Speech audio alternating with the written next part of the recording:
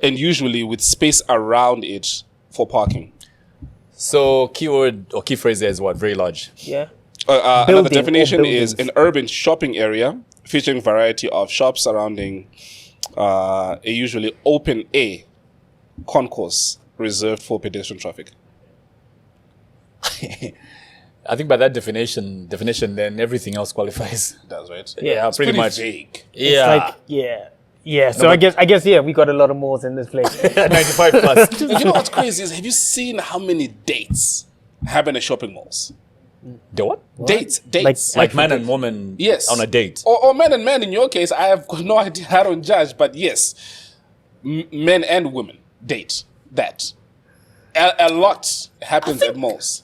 Because it's convenient where you can get a lot of things under one roof. So why not go to a mall and do your shopping, eat, and watch a movie afterwards? So bring the woman here. Why not? Yeah, man, because that and family. I hardly see like people like you and I just waltzing into a mall. The biggest. Okay, so now there's two concepts here that I think if we were to unpack it, one is that whole kind of commercial kind of like consumer element that I feel we've bought into as a nation. Consumerism. Right. So when we think about it, like we look at the Jewish people and the Indian communities and stuff, the way money circulates in their communities and the way it circulates in our communities is different. So When you say our, what do you mean? Because Black you don't people. look like him and I. You bro, look different. I'm half black, bro. What like?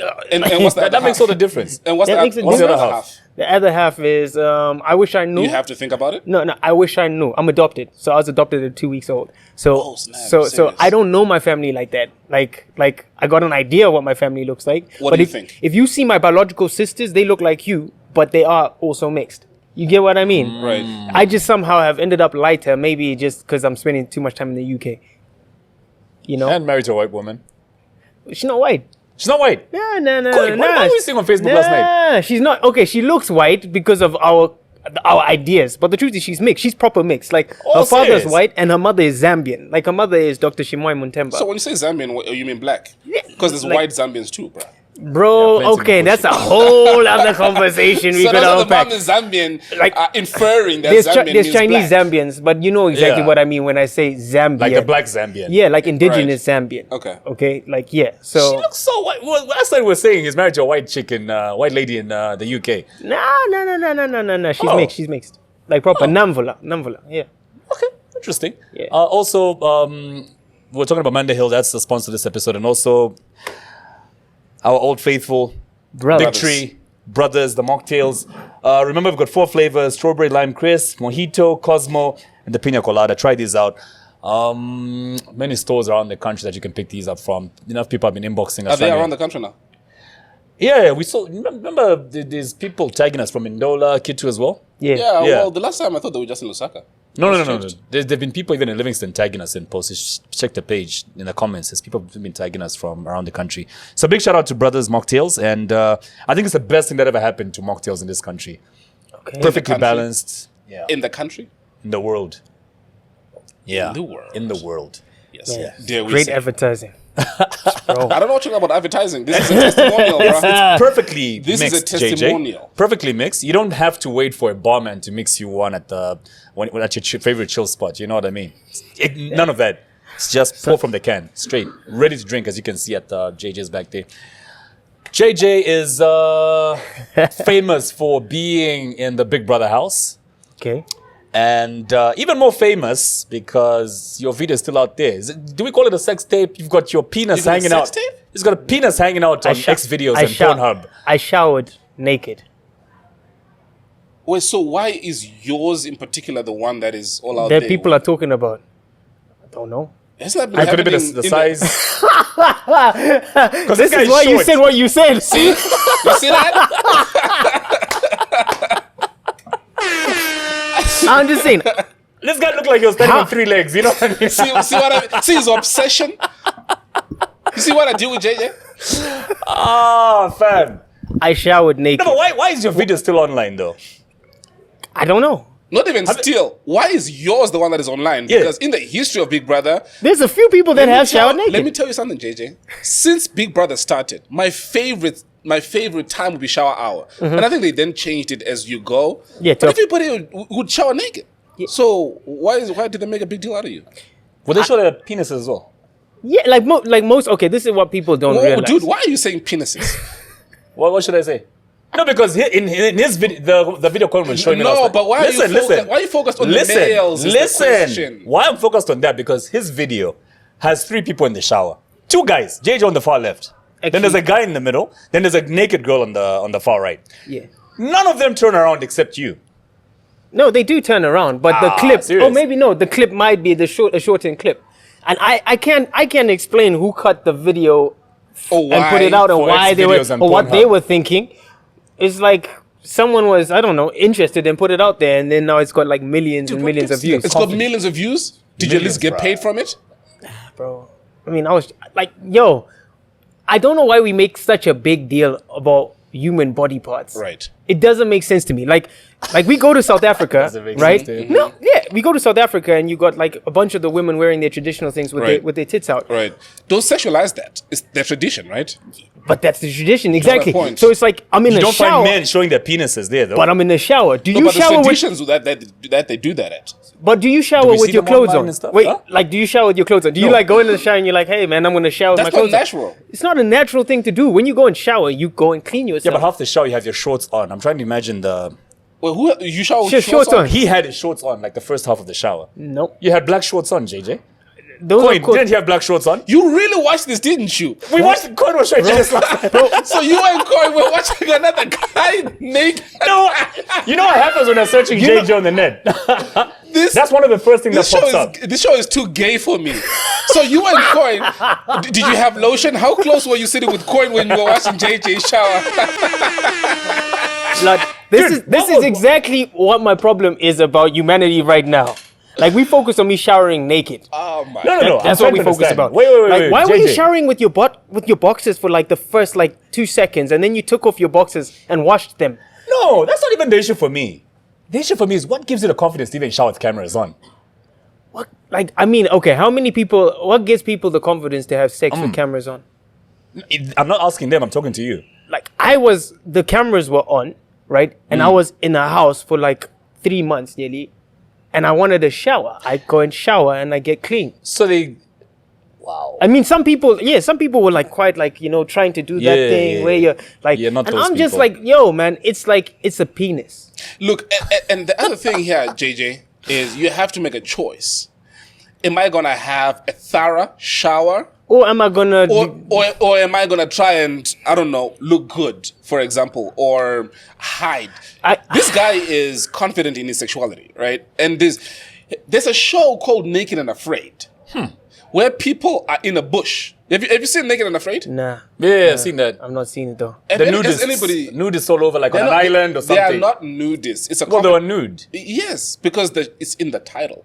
Naked and Afraid. Yes. So anyway, it's kind of like Survivor, Yeah, but, But naked. naked. but naked. yeah. On And an island, right? There's a whole on an island. There's a whole TV show about it. Yeah. Like for But me, they'll blur the private parts. so though. I think what happened is the first time I showered like that for like the first week where I was like trying to, and I was like, this is just doesn't feel. That's my point. So There was I- no option of like private bathrooms. And No. It's Big Brother It's for Big real, Brother. eh? Yeah. So like people had, and you know, it goes through your head, and I thought to myself, what am I playing at? Like, you know what?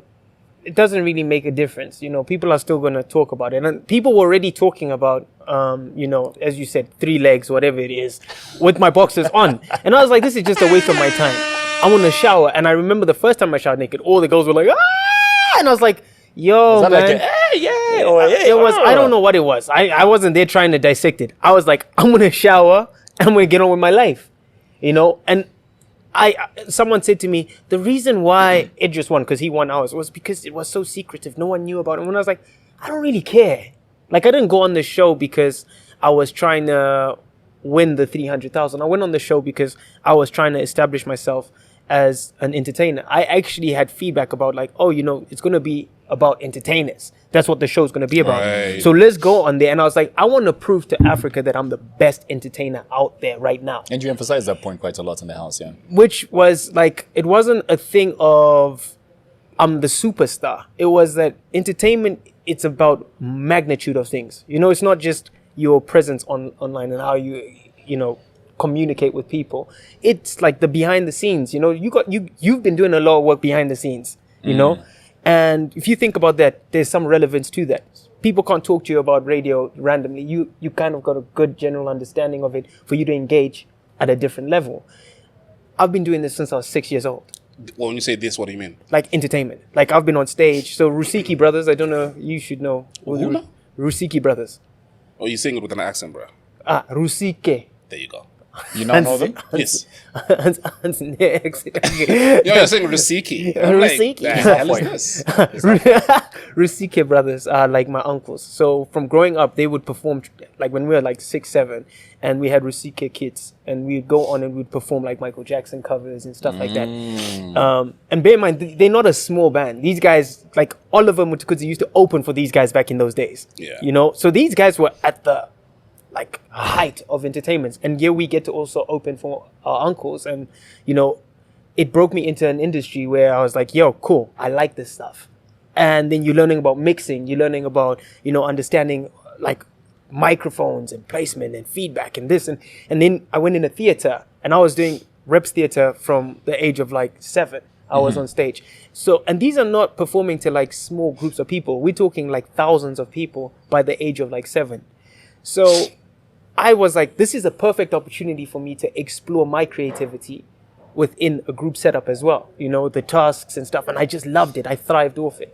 So that's why I went on the Big Brother. It was an opportunity for me to connect with other people that are creatives and showcase what I can bring to the table.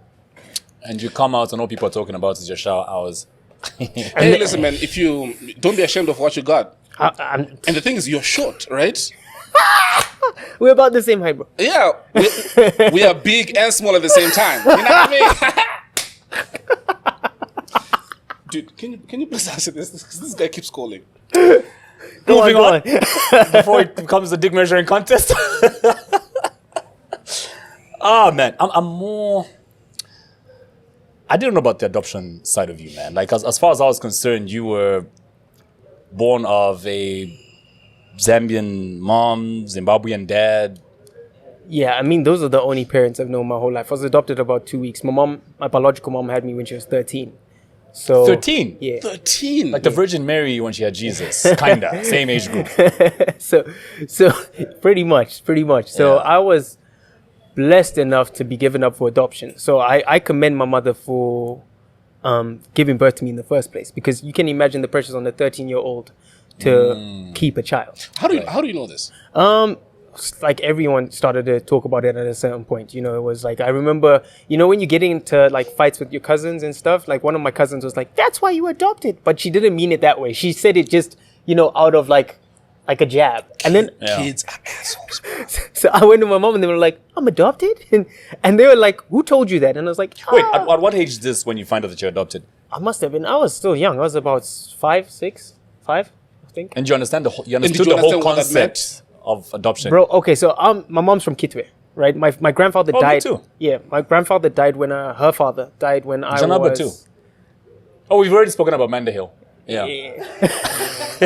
Just throwing it in Just there. throwing it in there. You know what you were saying? Kitwe? So my granddad, my mother's half Portuguese, You make half it Zambian. seem like, you make it so obvious. Sorry, you make it so obvious that this is a sponsorship. Can you make this as organic as I know why possible? she's here. No, I know why she's not she's here. She's not a prefect. All right? This one is. Anyway, you were saying Sorry, Kitwe? JJ, as you were. So we would drive past Mandahill on our way to the cup. so my grandfather died when he died in 95, so I was actually 4. My first hangover I ever had was because of my Portuguese granddad, and I remember it vividly. I remember Your hangover? Yeah, Babaras. y'all remember Eisenberger? My aunt owns Eisenberger, like owned Right. Eisenberger. Oh, in Kitwe? Yeah. I was Oh, yeah, I remember that one, yeah. asleep in 94, 95. I was on this like asleep on the bottom shelf because I was hungover because of my granddad. What age were you? I was like 4. Where's this man again? No, he's dead now. He's gotta be dead a now. Lucky him. Nah, but I think he did it to like piss my dad off. But he did it with all the grandkids. Either that or there's some kids that I have to babysit. And these kids won't shut the F up. Give them Chiwoko. I'll be like, if I can put whiskey in their milk bottle, I will. I would. So I have vivid memories from a young age. You Of know, a hangover. Of not just a hangover, like everything. Like I can I can talk about stuff and almost like people are like, how do you even remember that? And I'm like, because I experienced it, you know, like, and they're like, nah. I'm like, no. I can see it. Like, I can see half of the conversations I had with my grandfather when we go to the bar in Gunnarton. There was the bar in the corner and it had the darts section. And there were guys talking about, like, he was talking about his sons trying to do these cobalt deals. And I remember the conversations. Wow. You know? So it's weird. It's a very weird thing to explain. Like, how do you have that much in your memory? What's your earliest memory? Probably... This guy probably remembers when he was breastfeeding. I didn't breastfeed. And You see, he remembers the bottle. What color was it? Your earliest memory? Earliest, it's hard for me to say. Like, I think the earliest memory that I can draw to, I was about 3 in Kitwe on the farm. And we had this farm worker we called White. Was he white? No, he was mixed as well. But because he was mixed, everyone was like, oh, white. And I was playing in the garden while he was farming, like doing stuff behind me. And in front of me, stuff behind you. Yeah, no, like he was digging and farming. Right, and then a snake came out and I heard a gunshot go off. I didn't see the snake. I heard a gunshot go off. My grandfather had one arm. He lost his arm, because of a train accident. Oh, I thought it was First World War things. No, but he was a sniper, actually, funny enough. So I heard the gun go off and he stood about nearly like 50 meters away from us. And the snake just drops. And I'm like, whoa. That's my, like, the earliest memory that I can kind of Do you know how far away 50 meters is? Yeah. Okay. All right. You can go on.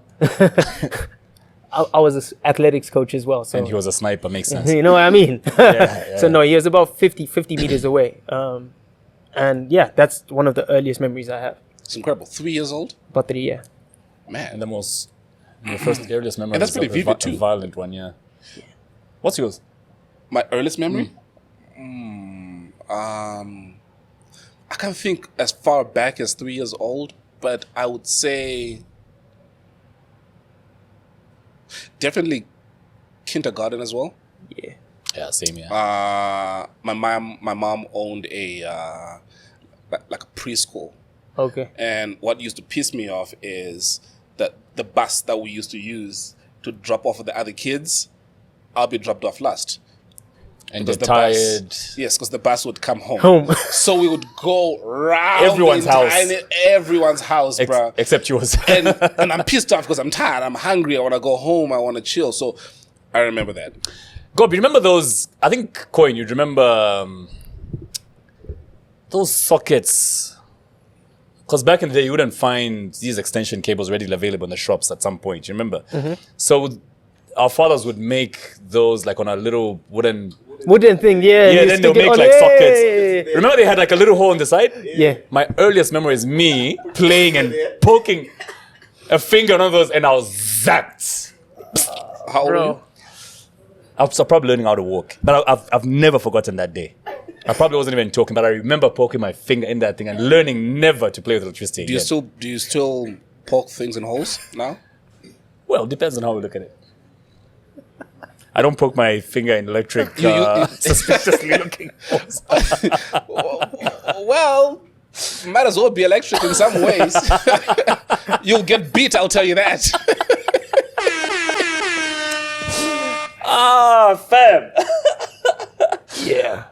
Dude, but how would you describe your childhood overally? Like, was it rough? Were you guys soft?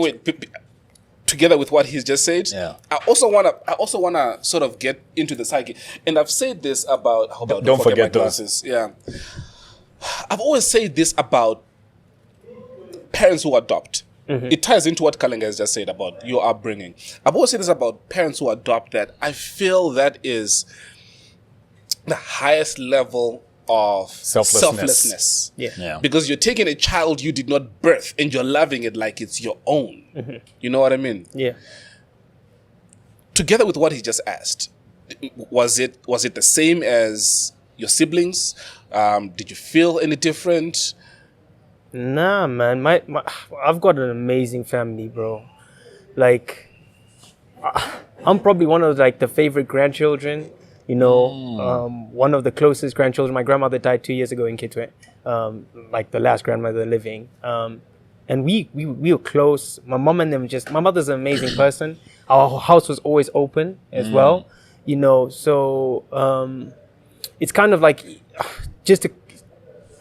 when I say amazing isn't even short of it. Like it is that, you know, because, and I remember my mom saying this to me. She said, we had a choice and we chose you, you know, like, remember that. Like, it's not that it was a random thing and by chance we conceived and we got what we got.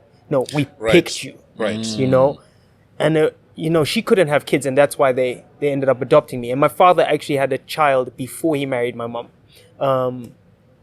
And I have a great relationship with my dad, and my sister's not that great with our dad. Hold you on. know, Wait, let me get this. Your mom couldn't conceive. Yeah, like the mother I call mom. Of course, that's your mom. That's your mom, right? Yeah. But your dad. Yeah, he had a kid before. Yeah. So when you say your sisters, you mean from your dad's side? So my sister, I have one sister from that side. We adopted again when I was 7 years old. So the family adopted because they seen a need to help.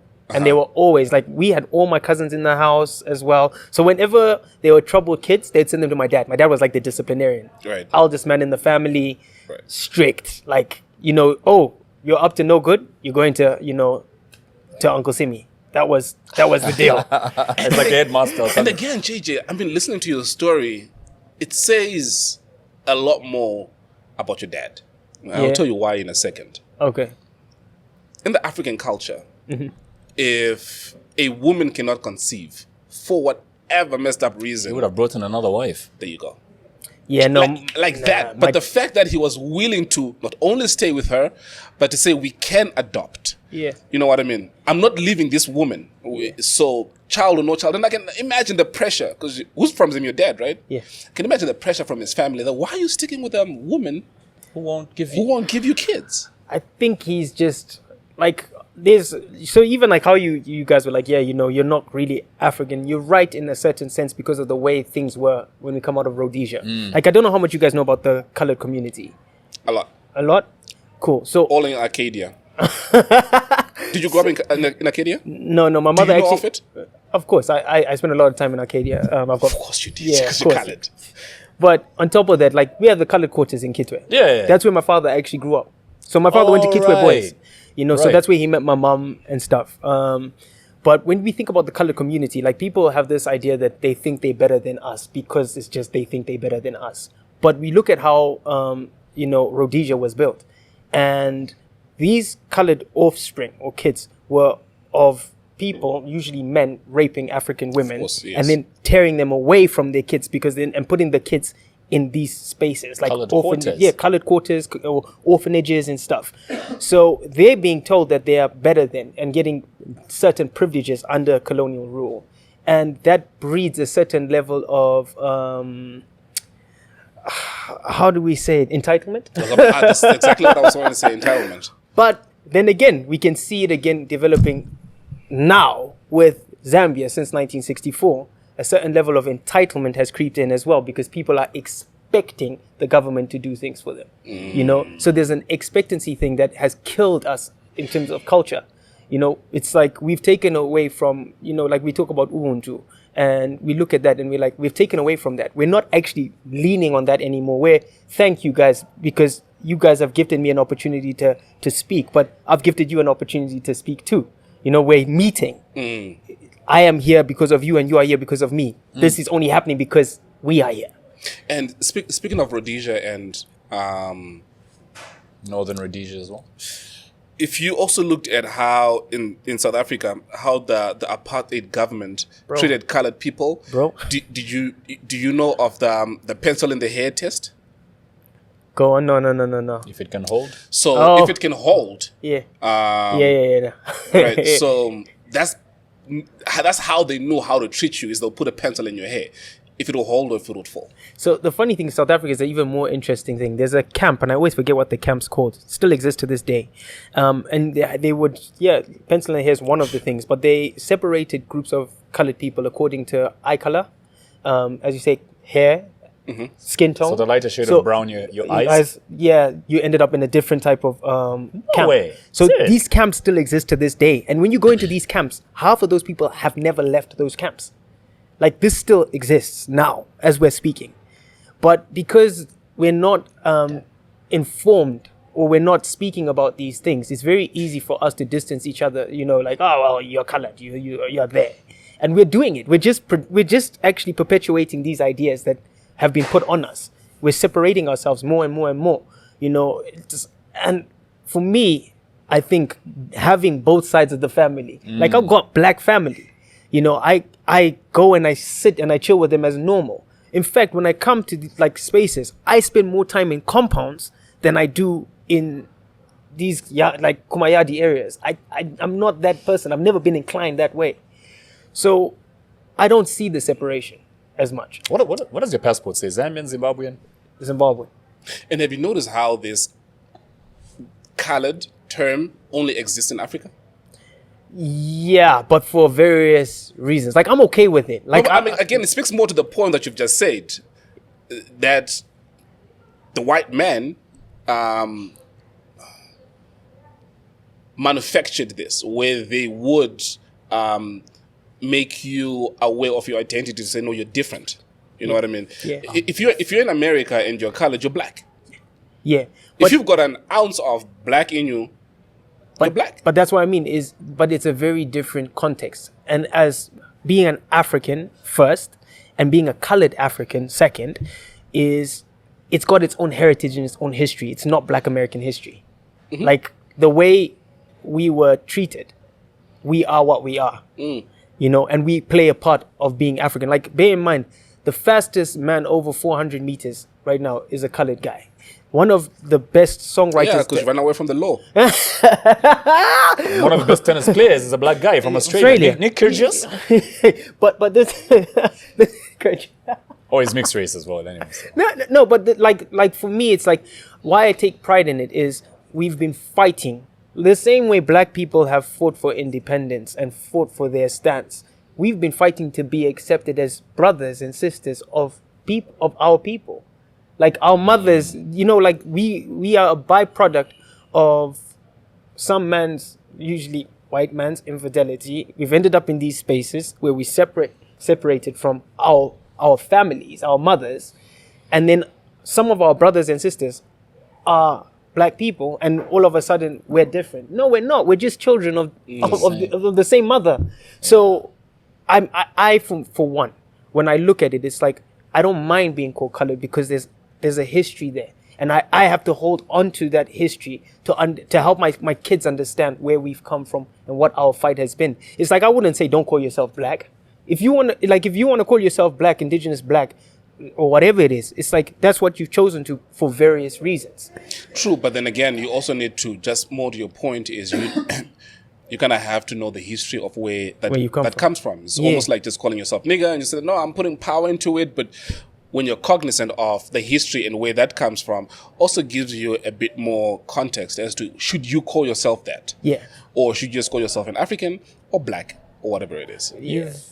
You've mentioned your kids, and that's the reason why I asked how you grew up, because you mentioned your dad was this disciplinarian. None of you could just play around and be. Bro, it's like African dad. No, but my point to that question is, all of us here, you've spoken about your dad and how you grew up. My dad was a cop, so we're not playing around in that house. Kalenga, I'm confused.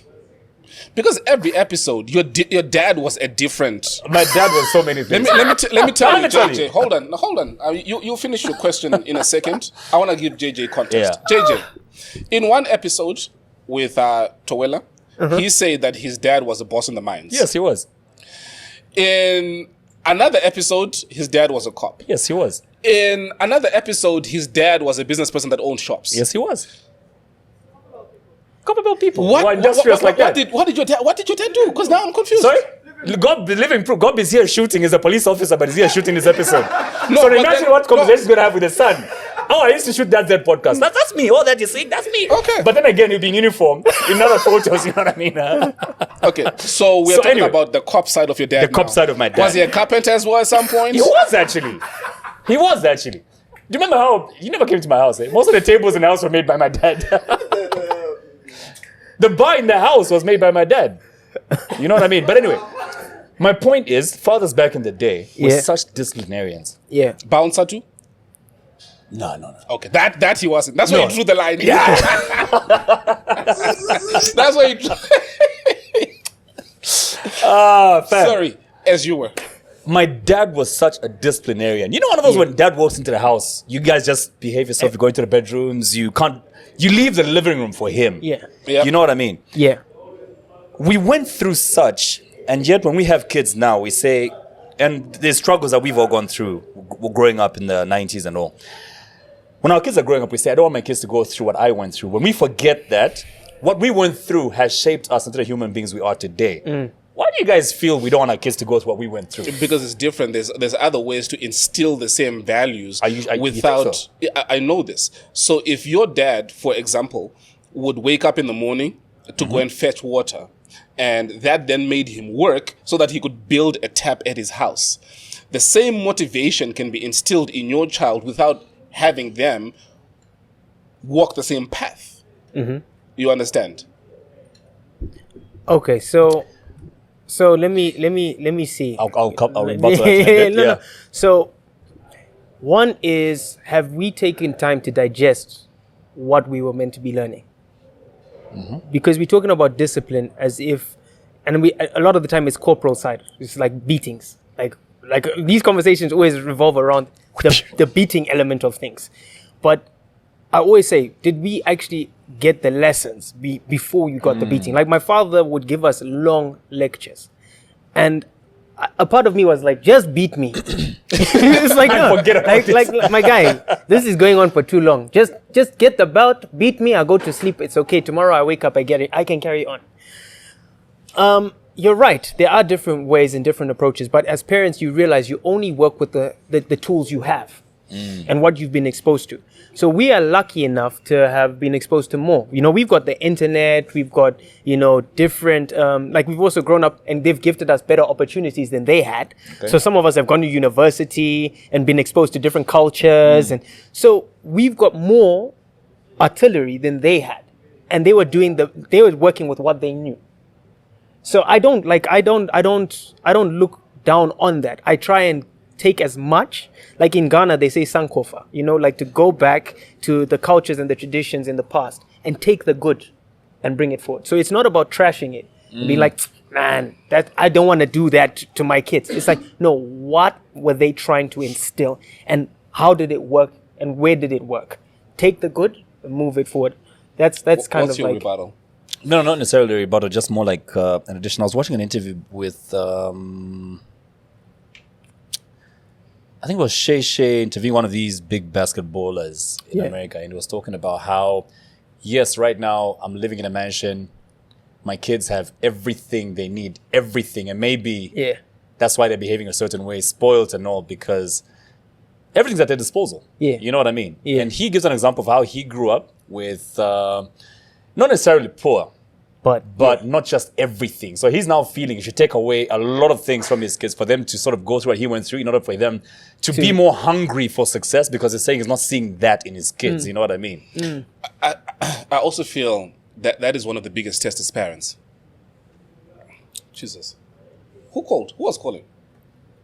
I feel like that is one of the biggest tests as parents. You and I have had this conversation before, Kalenga, where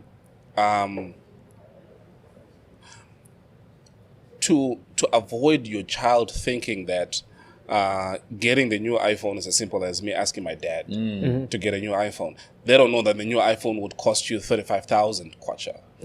Even if they do know that it costs 35,000, they don't know the value of 35,000, right? So if you instill financial literacy at a very young age, I say practically what I do with my own son, that right on the fridge is a list of chores. Next to that is $1 equivalent of what each chore is worth. Okay. Right. So if you wash dishes, you get $5. If you go and help the gardener, you get $10. So what then happens is this: if you go to school and you lose your jersey, I'm taking your ass to the store. I'm showing you that this jersey costs $30, and you're gonna work this much. This is the list of chores. Pick 3. All right. So I'm gonna buy you this jersey, but now you owe me $30. How old is your son, if you don't mind me asking? He's 7. same age as my son. We had this conversation with my wife. My wife's adamant about giving my son pocket money. Right. I'm not that guy. Even in terms of chores, it's like, well, if he behaves well, if he doesn't, I'm like, that's the default. He needs to do those things. Absolutely. So even like the chores, I'm like, bro, the dishes need to be washed. Right. All my kids know Right? they're not getting paid for that. They just need to do it. But I'm not saying that there's a right or a wrong way. That's before. Like, I'm not trying to condemn your way. Like, Absolutely. My kids get paid for reading though. Yeah. Okay. Yeah. So for me, it's about value. It's about understanding how value is created. Value creation is like the key to wealth. Okay. And you see it with everything you guys are doing as well. Like the Z podcast, as it adds value to certain people because they get certain information from it. Right. In open conversation that they probably wouldn't get from some of the conversations they're having in their friendship groups. They tune in, there's a value addition. More people come in, hence more brands now want to be recognized through it. So they've seen the value you've added. Right. So they're now trying to jump on board to that. Right. Okay? Yeah. So when they're talking about this, so we went back to the Copper Belt now because we're visiting and we're with my dad, and my dad's there talking about giving us pocket money. And I said, I learned nothing from your pocket money, bro. And he's like, give me back my money then. And I was like, no. Let me explain. You are giving me money and I'm very open-handed. All my friends that know me, Coin can actually even, I think, like if you message me and you say you have a problem, I instantly go into like fixing mode. I'm like, how much is it? Okay, I know I've got this much. I'll see what else I can pull. And I'll get back to you and I'll send what I can send. That's just the person I am. If I have to give, So I said to my wife, I don't understand this thing of rewarding somebody for something they're meant to do. Okay? It doesn't make sense to me. How is he making additional value? Because the value that he's experiencing, the flicking on the lights, the roof over his head, 3, 4, 5 meals a day if he wants it, snacks, whatever. That value addition, how is he contributing to that? Because that's the household, that's the village. We need this. So every time he washes the dishes, it gives me enough time to take a break, and then hopefully, I can do other things or even just relax and prepare myself for the next day. But if I'm the one who's up at night washing all the dishes, cleaning the house and stuff, and then I have to wake up the next day and then still go and drop them off at school, crack on with work, and it's like, what are they doing? What's their contribution? What do you reward your child for? What do I reward them for? For instance, he plays football. When he has a really good game, scores a goal or whatever it is, we go for ice cream. We do that with the group. So it's treats. It's like there's treats to a certain extent, but I don't even I hardly reward the boy. If I'm honest, and I'm not saying that I don't reward him, because we do buy things and we do give him things, but all the things that he wants, it's like, how do you get them? That's the question I always ask. And how does he earn them? He's done a couple of bake sales, so like he'll bake with his mom and stuff, and then go and sell the cookies. This is in the UK, right? Yeah. They're in the UK. Everyone's in the UK. We live Wife, in the UK. kids in the UK. Yeah. So like he'll sell to his friendship group and then like collect that money, purchase what he wanted, and if he has excess, usually his mom's like give it to charity, But for me, she's the one who like recommended it because she could see I was like not having half of the conversations. The idea that he's going to create value for me, and try and trade that value for the capital in order to get whatever it is, whether it's football cards or Beyblades or whatever it is. For me, that lesson is of vital importance. It breeds a good work ethic as well, but it breeds an understanding that you never ever in a place where you see something and you go, I can't afford that. You go, how can I afford it? Can I afford it? That's exactly what I was trying to aim at. Yeah. Right? Yeah, you guys both have a good Yeah, point. no, you're on the same. You're on the same tip. Yeah. I'm saying it's a different way. Different dynamic of the same result for the same result. But you're trying to teach them like financial literacy. We have a very as people, and whether we say us as African people or stuff, we have a very poor understanding of the way capital actually really works. When you see how these guys move abroad, even within these spaces, bro, like how the minds are working, it's not a good setup for us. We're on the back end. Like these guys work on debt and they move money that doesn't exist. It's like there's very little value addition for the amounts that they take out. And it's a scary place to be in because that's not sustainable. It's similar to what we have in entertainment. right? How many musicians or artists do we have that their careers impact, like financially or whatever it is, more than themselves? It's a serious question right there. Yeah. Wait, in the world? No, even right here. Let's not make it too broad. Like right now, we in Zambia, even Zambia, Zim or whatever. Like, it's like you have 10 musicians out of 1 million that are making money, and the rest are all struggling. Yeah. But the truth is, you need the rest in order for you to be relevant. So what are we doing in order to make that share that value and make it an equitable space for everyone? Because if it's equitable for everyone, then there's longevity. But if it's only equitable for the 5 or the 10, it's a short lifespan. Absolutely, I agree. Wait, so what's your point though? Value. It's just purely value. That's the point that I'm making is we need to focus on teaching each other like what it is we bring to the table. Like how do you contribute? And it's not always financial. Most of the time it's not financial, if we're honest. I agree with you a lot, because I look at the music industry in Zim, for example, and I have seen how Kaleng and I have spoken on this microphone, how Nigerians, South Africans support their own. I've seen people's careers end because they have attacked Winky D. You've seen that MMA fighter, I forget his name, the guy that... Gorimbo. Demba. Who got a house from... Yeah, The Rock. The Rock. Yeah, I saw that, yeah. He said something slick about Winky D and his career almost ended, and he had to come and apologize. All the way from America. Yeah. Sure. This guy's got power, eh? All the way from Oliver Mtukudzi, Thomas Mafumo, the Bundu.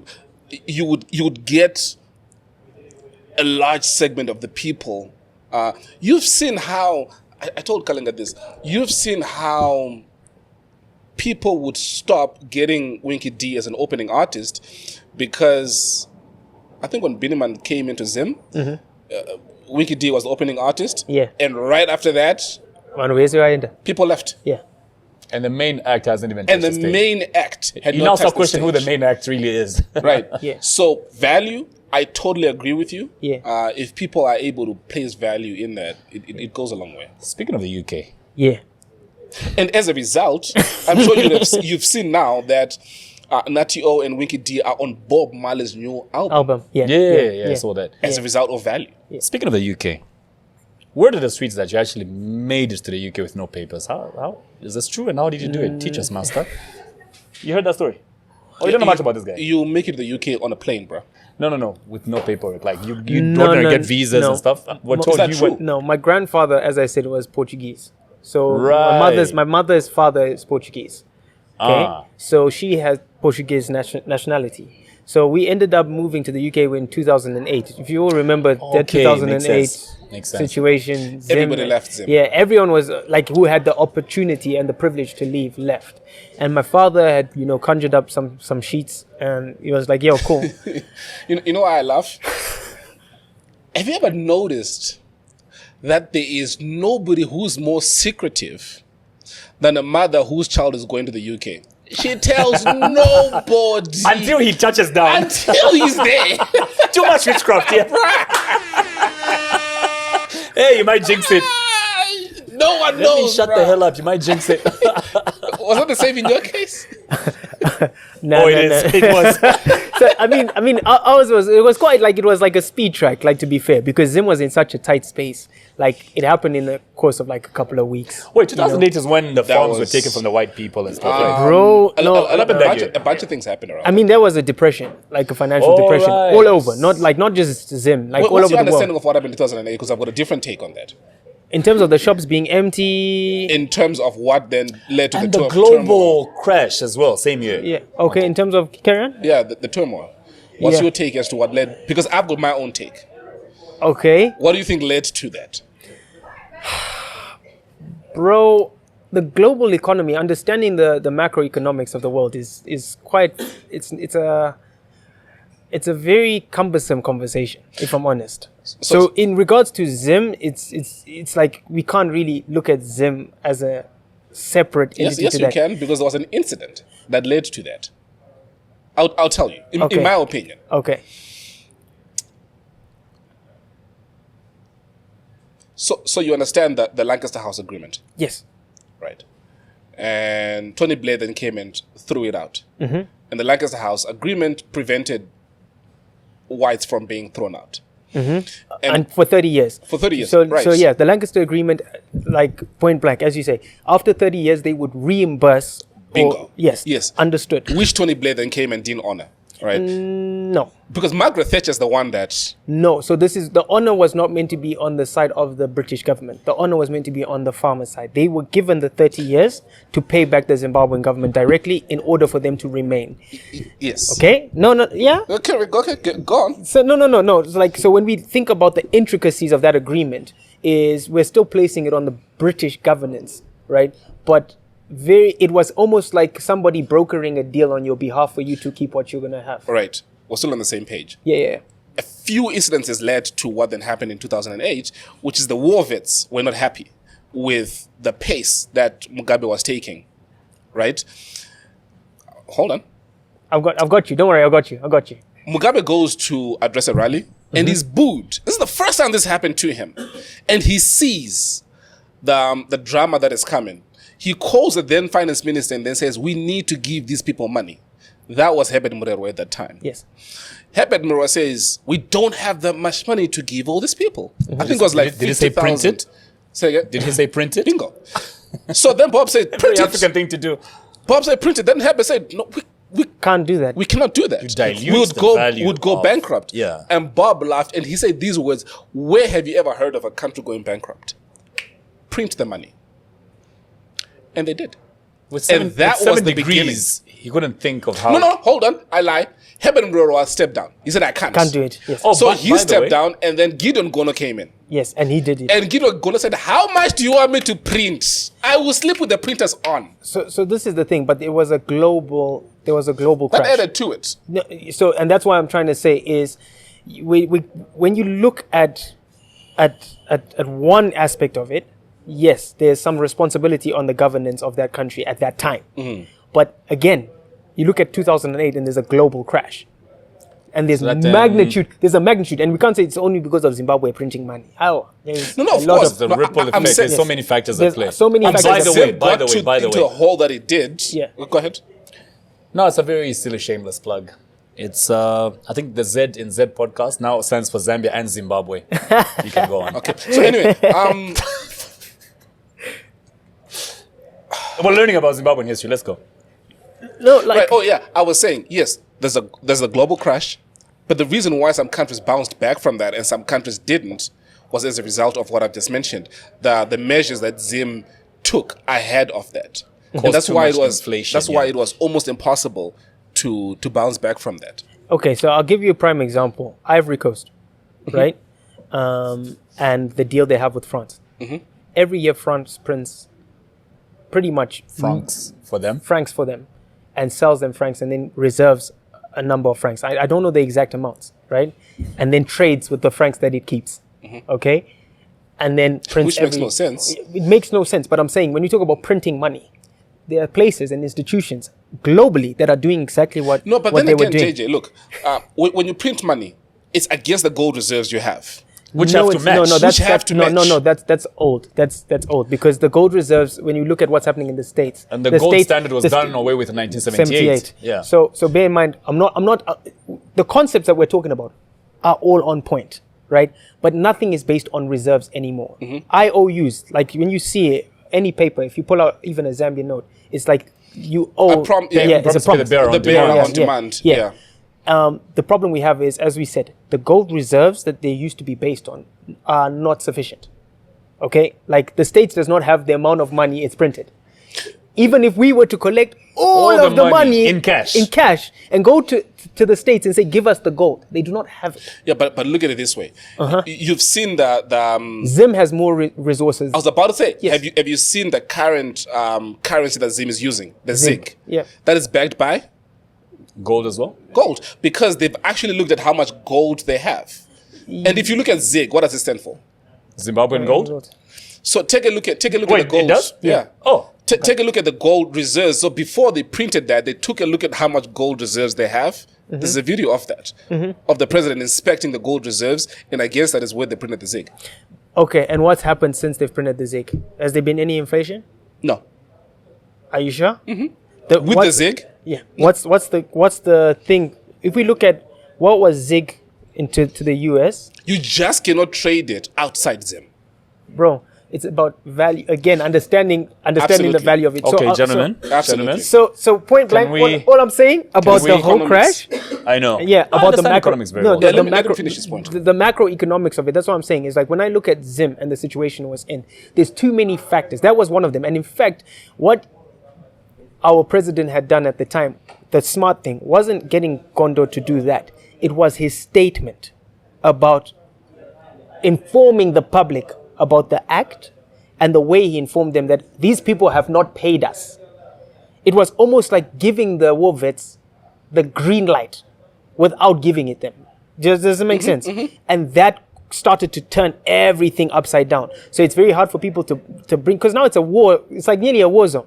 So it's hard for people now to even trade with Zimbabwe because of what's happening, on an international level. And already we had sanctions. Oh, there you go. So we are already being squeezed. So that's what I'm saying, is that's like years of being squeezed. That's, years of industry like breaking down. That's years of so many things. And I was young, so we don't understand the intricacies of the politics around it. Right. So I can't really comment Go deep into it. and say Yeah. this is it directly. I can say that I have an understanding that it contributed to the fall, but as I said, there was an international, like a global fall. You know what I can we like? get You know what I like deep about into this your- conversation? This is my last point. You know what I like about this conversation is, if you study history, because something similar is just about to happen in South Africa, where they've been speaking about lead reappropriation without compensation. They don't even want to pay the people with the land. So if you study history and you know what has happened in other countries and You can other prevent places, it. you are able to prevent how it was done, especially with how the previous president, what do you call this? Initiated the guy who then came and set up granddaddies here was a victim of those land O'Brien and grabs. them, yeah? Yeah. And stupidity is repeating history, right? Yeah. Can we go deep into your entertainment, man? Cool. You did mention you're an entertainer. Almost all round. You've done music before. And now you're in movies. I'm told you're about to do a movie with Tyler Perry. What's that about? Word in the street. Word in the street. So no. We're in talks with multiple studios. I mean, Not Tyler Perry? I can't say exact people, and I wouldn't want to, because there's a certain element of business as well where you're trying to. There might be stuff I could tell you guys off camera, but I can't publicly say it until it's reached that goal.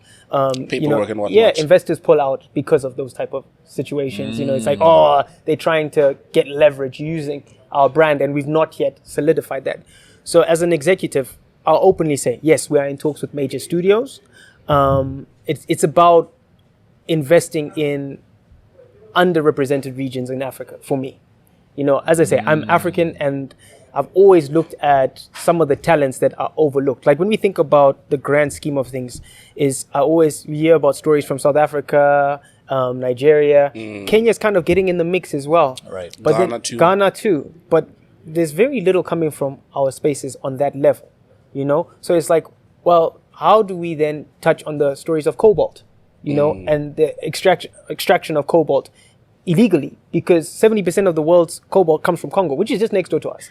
And it's almost like Zambia plays no part. No. There's been people dealing in cobalt from day one. From when, we can go back to the 90s, and there was a big, clear indication of before Jerabos became the thing in the copper belt. The 90s is a very good indicator. In fact, the reason why this TV series that we're talking about, Al Kebulan, no plug. Yeah. Feel free. The reason why it came into existence is I was having a conversation with my uncle, and he was talking about, yo, mana, hey, me, I had dreams, my guy. Everyone was talking about cars and this and that. Me, I was going to be flying helicopters. Hey. And I was like, okay, tell me more, And it was almost like you guys have watched Narcos, I'm guessing. Yep. Yeah. It was like, for me, I was listening to the... Kalenga, are you recording?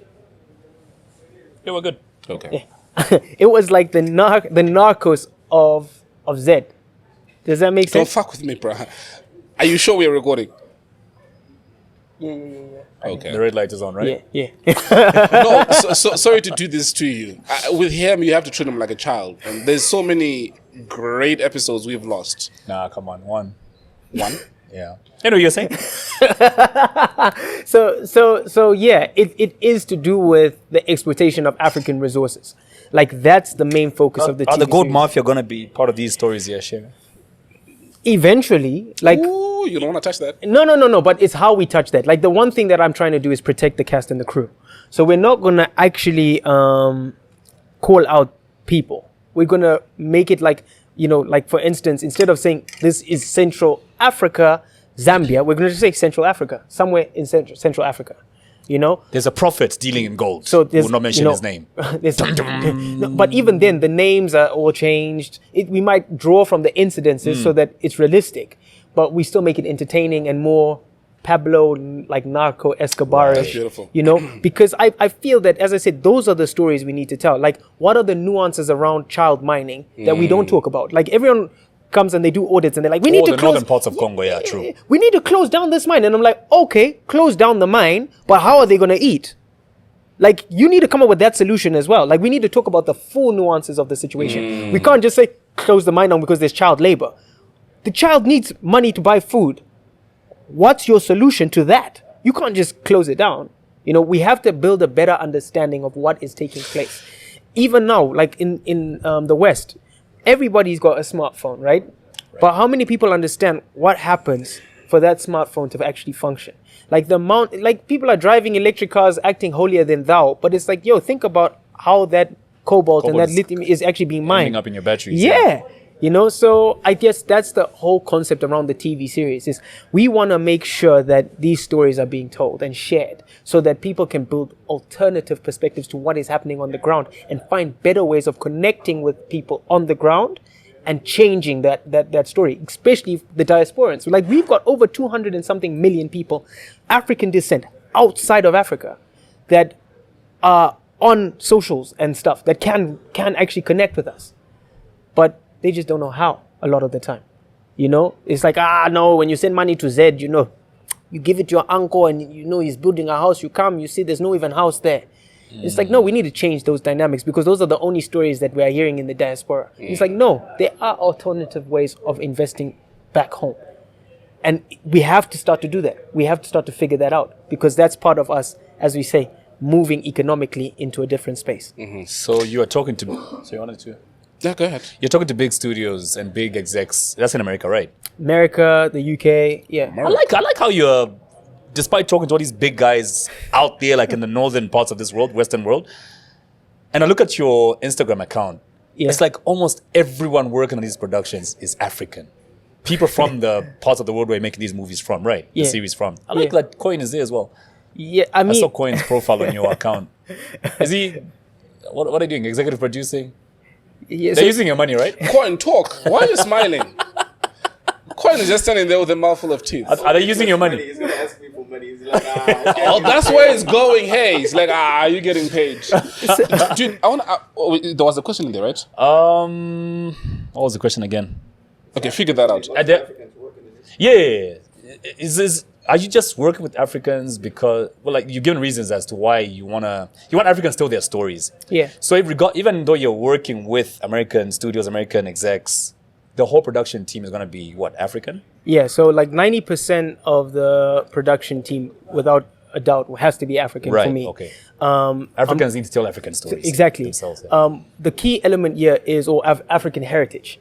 The key element here is we're trying to bring in people with some sort of experience, whether it's 30 years, 40 years, whatever it is in the industry. But we want to bring them in because they're experts and utilize that knowledge in order then to do masterclasses while we're shooting and train people in that sphere. So why even like now we're starting in Zambia, 60% of the people on set should be Zambian. You know what I mean? Like, I'm tired of people coming in and opening up companies and hiring a bunch of people from abroad to come and do the work. No, there's people here that can do the work.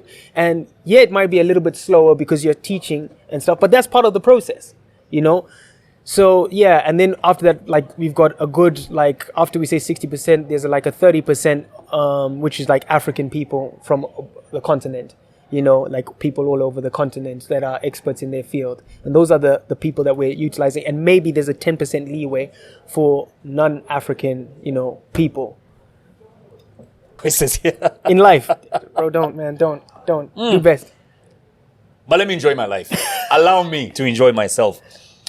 Dude, you've been spending with the execs such a meeting in America. It means you're spending a lot of time in America. No, funny enough, I've not even traveled to that extent. I've got an American team. All right, so you don't even go there. Yeah, it's about also the efficiency of it. Like I believe in environmental security. Like that's one of the main things that we're focusing on. Sustainable production houses. That's like a big thing for me. You know, things that are driven by solar because we're living in a place that has like sun for days. You know, things like bio digesters. You know, vertical farming. All of that stuff needs to take place in a production environment to help us sustain what we're doing. You know, so it's a bigger picture. Like someone's like, oh, how can you be talking about these things so openly? Because I want people to take the ideas and utilize them. It's not about me patenting it so that no one else can do it. No, it's about me sharing it so that hopefully we can reach this place quicker. Cool. You know? So like, yeah, like we've got people all over the world. People have bought into the vision. It started with a simple idea. In fact, the first exec I was dealing with, and I can't mention names again. Drink? What do you have in there? Cosmo. No, I'm good. Thank you. So Actually, yes, please. he's like, yeah, I'm good. So I was speaking to a UK exec, and I pitched the idea, and I was utilizing a lot of the names that we have out here, and I was told the idea is not African enough. Wow. Yeah. So. And that's a UK exec. A UK exec. I can't mention. Telling too an much. African. An That wasn't African enough. Why? Because it sounded like a familiar story to him. He needed something that was totally different from what he like sees. Right? I used a lot of the names that were like very close to the names that are there. All right. He wanted something that's... So it's like, no, we need more African names. And I was like, there are African names in Akende it. Munalula. You know, I'm like, there are African names in it. Like, but not everyone has an African name. Like we live here, and like some of the biggest stars are James and Esther. You know what I mean? Yeah. Or Abel. Yeah. You know, it's like I'm not saying this. It's like there's a biblical thing there, and we can unpack that. That's another conversation that we can unpack. You know, so having this back and forth with this exec, I remember I said, I think you and I are just not aligned, and the best option is you find productions that match what you want to put out, right, and push whatever agenda you're trying to push. But the agenda I'm pushing is story equity. I want people to tell their stories as they are or as they feel they should be. Was that a white guy? No, actually it was a Caribbean descent woman. Yeah. Man, speaking of America, do you guys... But it's obvious, man. The election coming up in November. Man. It's like the second the bullet went past Trump's ear, he won the election. No. You don't think so? That guy was not shot. BS. That guy wasn't shot. I've listened to enough podcasts, especially with CIA agents and former CIA agents. And one of them was actually dissecting the whole scenario and how... Former CIA agent, this guy's against the whole Biden government and Trump as well. He's like, he doesn't want anything to do with government, but he was analyzing the whole scenario. And he said, we've staged assassinations before as a CIA. And this one, I can tell you, could not have been staged because... First of all, somebody dies. When we stage such a scenario, we're trying to avoid any collateral damage as much as possible because it's just too much paperwork afterwards. Somebody died, and also he was talking about angles and how the CIA checked every rooftop and whatever, blah, blah, and how they forgot to check that particular rooftop. But then again, there were so many questions about how was that guy not spotted by so many people on other rooftops? You know what I mean? Not only that, a day after he was quote unquote shot, he was on a golf course with no band-aid on his ear. No scar, nothing. Yeah, I mean, I have a big problem with... But he's still going to win the election either way. No. There's a lot of sympathy for him. Until Biden dropped out, this was certain. Have you seen the amount of euphoria that is there and the resurgence of excitement because around of Kamala? This woman raised $200 million in a week. I still feel Trump is winning. God, please play this clip after election. Yeah, I don't know. Like, No, you probably would, but it's not as clear cut anymore as it was. I've listened to like the same podcast episode I'm telling you about, where the CIA agents like are sort of discussing the election coming up, and they're saying everyone in government right now, like especially the Secret Service and whatever, sort of agrees that Trump has won this election, and the only person that the Democrats can pit against Trump to win this election is Michelle Obama. Yeah, now we say that, but then Michelle doesn't want to run. Yeah, she doesn't want to run, and they're saying, look, But then again, if she really you know what's values- working? You know what's working against Trump is JD Vance. oh yeah, vice president. He keeps sticking his foot in his mouth. And here's what's crazy as well. I know you've got a lot of opinions that you want to say. Here's what's crazy. Trump's whole spiel against Biden was that he's old. yeah. And in the And in now the flip he's- of a coin, now he's the older guy. oldest Yeah. nominee ever at 78. Yeah, I don't know. Like, when we think about the U.S. politics, it does feel like a reality show majority of the Oh, time. it's a movie. You That's know, what Trump is. It's a movie. It's not just Trump though. It's like it's the whole U.S. It's like it's how they maintain relevance. You know, like the reason why we're still we converse about them is we give them relevance. The truth is, the U.S. is indebted to China. You know, like we all know that. Yeah. So, like, who cares who wins the election? It's like who has the control of those, like the events to come. We look at the U.S. I involvement. guess we care about who wins the elections because it's got a direct line and affects the rest of us as well. But this is the biggest problem we have is we've been given handouts by a lot of these institutions. I don't want to mention too many which of have them. kept us poor. Which have yeah, you know. So even us talking about the US, it's like how much value has the US actually brought into Africa when we look at it? When we look at all of the conspiracy theories or whatever it is of, you know, great leaders being dropped, Thomas Sankaras, Patrice Lumumba's, Gaddafi. It's like, who cares who's in power? Because it still happens even when someone that looks like us is in power. You know what I mean? So I'm like,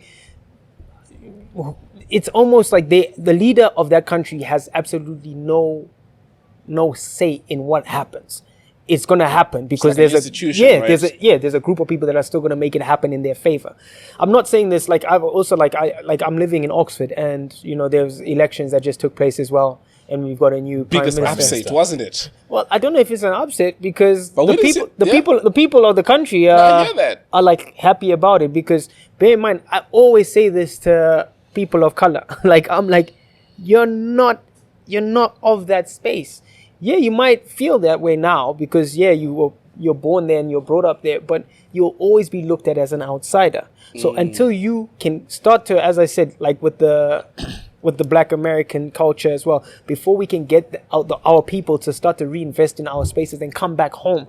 You think about the NBA, predominantly black, right? If they came back to the African League, how many more people would watch the African League? Okay, we think about football in the UK. The Most of scientists. it's like the scientists, NASA. You look at NASA and the amount of Nigerians in NASA. It's like if we just took back our talent, or our talent just reinvested in Africa alone, Africa would be light years ahead of Oh, but where it nobody wants is. to come back here. Right? But Nobody why? wants to But they've started doing that. They have, Yeah. yes, but in drips and drabs. But the thing is, if we keep on focusing on what they're doing and not what we're doing, But it is it becomes their very hard. fault though? Because I feel it kind of feels like America dictates what is entertainment to the rest of the world, and it kind of feels like we look up to them as to what we should look at in terms of what's hot, what's not. So I okay. kind of liken this to what I said about Beyonce is whatever they're doing to market themselves is working remarkably well. But this is They're the good storytellers. They are. Period. Not really. They hold know the how to media. sell their they stories. hold the media. It's kind of like, bro.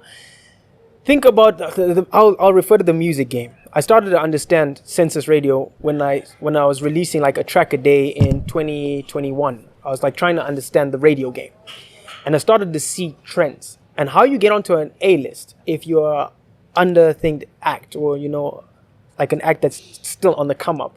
If you get signed to a major, they say you're playing this. Otherwise, we swipe this catalog. So in that catalog, there might be Drake, Beyonce, and stuff. So they'll obviously play whoever they say the label says they should play, because they want to make sure that Drake and them are still on that playlist. Okay, so they're controlling what we're seeing because they're utilizing leverage. So their story is always going to be at the forefront until we decide otherwise. Okay, I agree with you. So I'm not. So like when we say they're great storytellers, I'm like, well, you don't have to be a great storyteller when you're controlling the media. Stories. But even selling their stories, it's like, you know what reggae is, you know what dancehall is.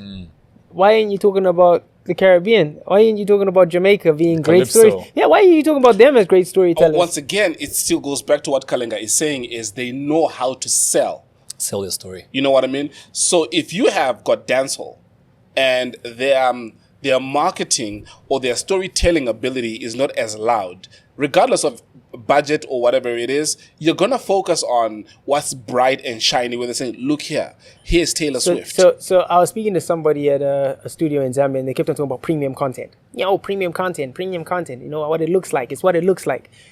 Zambia is obsessed with what it looks like, and yet there's multiple musicians that have what it looks like but can't afford their bills. Right? In the States, what it looks like from the outside, what they're telling you. But then we look back at the 90s, going to the late 80s. Music used to be about love. We had Marvin Gaye's, all of these guys, you know. The Temptations. Temptations, yeah, you know. My girl, all of that stuff. Ooh, talking about my girl. And we'd be all, oh, yeah, yeah. So we loved that stuff. And then all of a sudden we transition into the 90s. And what's it? Gangster rap. Oh, there's a good explanation that... Now, okay. I'm about to touch base. Bear in mind, the executives that own these record labels, the major record labels, are all white kind of guys. I'm not going to mention the other part because we're not going to get into the anti-Semitics of it. But white guys, let's just say for now, okay? They have interest in this story being told. Why? Because they have invested in the prison system.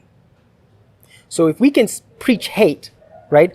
Bear in mind, they took a guy, right, who was a theater student, very flamboyant and campish in his mannerisms, according to, like, you can watch this back. I don't know if you guys know who I'm talking about in terms of rapper, gangster rapper. Who? What's his name? Tupac. Yeah. So they take Tupac, who is actually a flamboyant theater guy. He was in theater, Yeah, but very flamboyant. I'm talking like very camp, almost borderline, like we can't say, but his sexuality is questionable in the interview. He's 16 and there's like an hour-long interview on this guy that now becomes the gangster that we're talking about. This is it's very fake. Who's they? What you mean? Who's they? They took the executives, because bear in mind this guy was Suge Knight? not Suge Knight. We're talking about the people above them. All right, the white guys. Yeah, the guys that are running the industry. Right. Like you look at all of the labels. Clive Davis is a white man. He's the co-founder of Bad Boys. Hold on. I'm trying to follow your point in the people in control about Tupac, right? Manipulated, because Tupac is not that gangster. He's not that guy. When he comes onto the scene, he's not that guy. Yes, he is. No, he's not. I'll tell you why. You want to talk about Black Panther movement? Yes, because of the history of even his mom. Bro, and his upbringing. I've always said Tupac couldn't have been that gangster. Bro, hold on. No, same point is which is. Let him finish. No, hold on. Let him finish. In a second, tell me why. Let him finish. Do you know why I'm saying tell me why? Because you don't have a point. No. Look, he has said Tupac comes from theater. Okay? And if you look at, like, even the documentary is about Tupac in the 80s and whatever, Tupac wasn't that guy until the execs came in and had him brand himself a certain way. At what point? I'll let you finish in a second. So where's Tupac from, bro? He's from which area? And the best person to explain this, watch Jada Pinkett's interview with which Compton, right? Isn't it? So no, he's not. Isn't it LA? No, so no, listen, Philly. No, so he's now from like New York side of things. Like that's where he's from. Is that where he's from? The Bronx. Yes, and he moved, I think, in his teens. No, but not even that. So he's East Coast, and then you've got this West Coast movement. Mm-hmm. When we look at his later years, what's he talking about? The West Coast, as if he's representing the West Coast. That's why you think he's from California. So what's your point? And Jada Pinkett explains it perfectly what Tupac was. Where would you see beef? My guy is from Kitwe, right? He comes to Lusaka and all of a sudden he's a Lusaka boy. gangster. Wait, so what's your point? It doesn't work like that in a gangster world. You don't just change affiliation accordingly. You can't. It doesn't work like that, bro. Well, what do you mean affiliation? Where you're born and where you are raised, or what you identify as, are two different things. Bro, you cannot go right and start beef. Would you go and start beef with the boys in the cup about for the sake of clout? No. I don't know. Hell no. I'm just saying, as you understand affiliation, what that means in those worlds. Like, bro, you get killed for that transition. Like, that's not a I wake up tomorrow and all of a sudden, 6ix9ine, perfect example. Gangster. 6ix9ine, of course. No. 6ix9ine is- I'm saying, but Good question, violence, JJ. yeah. Is your point that Tupac did not live the life that was portrayed? Bro, yes, 110%. You could not kill a cop in America as a black man and survive. Okay, so They would have shot you instantly. How then do you? Because there's been a lot of stories. This is all conspiracy, though, guys. Yeah, of course. Because this sort of sounds very similar to what Cat Williams was saying about Kevin Hart. That he was a plant, he was this, and there's been so many stories about Tupac being involved. He had a very quick switch where being involved in gun violence and fights and all this stuff, right? So I'm trying to reconcile the fake that you're saying to him being locked up. Okay, even in that, bro, right? This is a gangster guy. What do gangster guys do? What do? They drink, they have women around them, they sleep with a bunch of women and stuff. Show me a video. They've got a video of a 16-year-old Tupac being interviewed for an hour, but there's no videos of him with any women. This is the most gangster guy you're talking about in the rap game. Yeah, there is. No, there isn't. Yeah, there is. Go and show me the video. Yeah, there is. I've seen a couple. But anyway, what's your point? I'm saying show me the video That's because fine, people talk about Janet Jackson, right? Oh, him and Janet Jackson. That was a movie, actually. Madonna, Poetic right? Justice. Madonna. Go and look at all of those shows and movies. That's what you're talking about. No. He had a thing with Madonna. Bro. But anyway, I'm saying a lot of the White stuff, lady who was his poetry teacher or something. bro. Yeah. It's like all of the stuff that we see about these people is curated to a large extent. That's what I'm saying. It's not that they're great storytellers. It's what we are being fed. That's my understanding of it. And that's what makes them great storytellers. Not really, because if you owned the whole system. system, okay, even in terms of elections in our countries, not just Zambia, all over the continent, majority of the power in the national broadcaster is held by the party that is in power. Mm-hmm. Which is why, if we're talking about fabrication of stories, the 200 million, Kamala Harris could have not even have raised that money.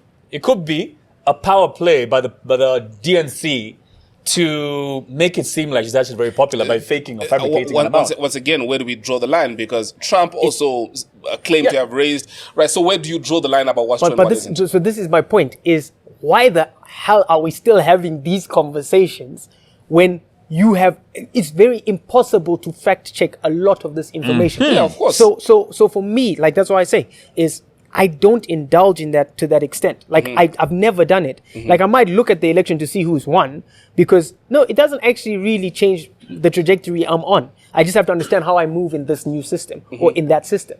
That's why I'm checking, because it kind of gives you an idea of the ideologies that these people are focused on. You know, okay, they're talking about climate change. If I'm really going to be looking for investment from the States, it's easier. Yeah, it's easier for me to actually implement some of these concepts. No, absolutely. Yeah, but I don't really partake in a lot of the political stuff, because a lot of the time it is fabricated to a large extent.